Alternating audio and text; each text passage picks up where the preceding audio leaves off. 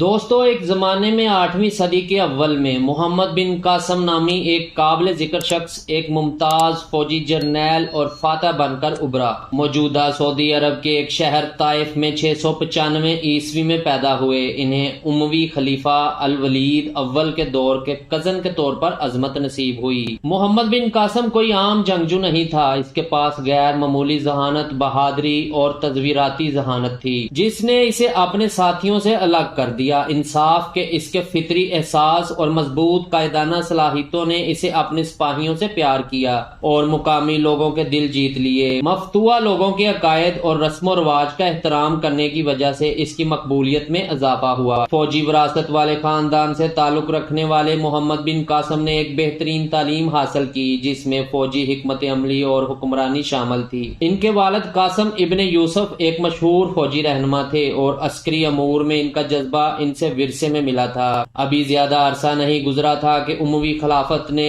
ان کی صلاحیتوں کو پہچانا اور اسے جدید دور کے پاکستان کے ایک خطہ سندھ کو فتح کرنے کی مہم کی قیادت سونپی۔ 711 عیسوی میں 17 سال کی چھوٹی عمر میں محمد بن قاسم نے تقریباً 6000 مسلح سپاہیوں کی ایک فوج کے ساتھ وادی سندھ کی زرخیز زمینوں کی طرف اپنے شاندار سفر کا آغاز کیا۔ اس کے محرکات دو گنا تھے: اپنے خلیفہ کے تئیں فرض شناس کا گہرا احساس اور خطے میں اسلام کو پھیلانے کی شدید خواہش۔ تاہم فتح کا راستہ آسان نہیں تھا کیونکہ اسے سندھ کے حکمران راجہ داہر کی طرف سے سخت مزاحمت کا سامنا کرنا پڑا۔ بے خوف محمد بن قاسم نے زمین کو فتح کرنے کے لیے کثیر الجہتی طریقہ اختیار کیا۔ اس نے مہارت سے غیر مطمئن مقامی قبائل کے ساتھ اتحاد قائم کیا اور سندھی سلطنت کے اندر داخلی تقسیم کا استحصال کیا۔ اس کی افواج نے تیزی سے پیش قدمی کرتے ہوئے دیبل اور نیرون جیسے بڑے شہروں پر قبضہ کر لیا۔ ہر وقت شکست خوردہ دشمنوں کے تئیں نرمی کا مظاہرہ کرتے ہوئے اس طرح مقامی آبادی کی طرف سے بڑے پیمانے پر حمایت حاصل کی۔ ان کی کامیابی میں اہم کردار ادا کرنے والے عوامل میں سے ایک ان کا مؤثر انٹیلیجنس نظام تھا۔ اس نے دشمن کی نقل و حرکت، حکمت عملیوں اور کمزوریوں کے بارے میں اہم معلومات اکٹھی کرنے کے لیے جاسوسوں اور سکاؤٹس کو ملازمت دی۔ اس ذہانت سے لیس ہو کر اس نے نہایت احتیاط سے اپنے حملوں کی منصوبہ بندی کی، دشمن کے دفاع کی کمزوریوں سے فائدہ اٹھایا اور متعدد مواقع پر فتح یاب ہو کر ابھرا۔ دوستو، محمد بن قاسم کی سندھ کی فتح نے برصغیر پاک و ہند میں مستقبل کی مسلم حکمرانی کی بنیاد رکھی۔ اس کی مؤثر انتظامیہ اور منصفانہ حکمرانی کی پالیسیوں نے نئے فتح شدہ علاقوں میں اس کی حکمرانی کو مزید مستحکم کیا۔ انہوں نے ایک ایسا نظام عدل نافذ کیا جس میں اسلامی قانون کے اصولوں کو برقرار رکھتے ہوئے مقامی رسوم و رواج اور روایات کا احترام کیا گیا۔ پھر بھی ڈوبتے سورج کی طرح اس کی زندگی کا مقدر مختصر تھا۔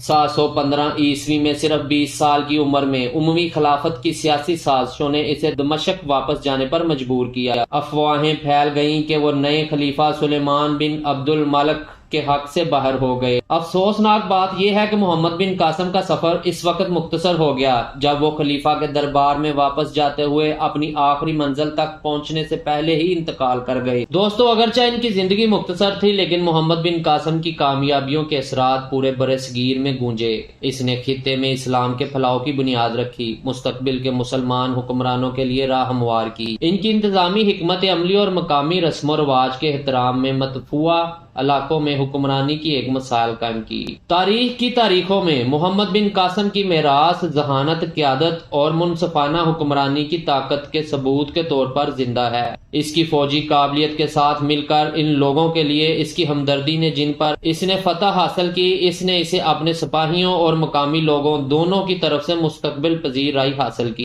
اسلام کے ایک فاتح، منتظم اور پھیلانے والے کے طور پر ان کا انمٹ نشان آج تک منایا اور یاد کیا جاتا ہے۔ دوستو، محمد بن قاسم کی کہانی ماضی کے امیر ٹیپسٹری میں ایک غیر معمولی باب کے طور پر کھڑی ہے، جہاں ایک شخص کی ذہانت نے بے شمار دوسروں کی راہیں روشن کی۔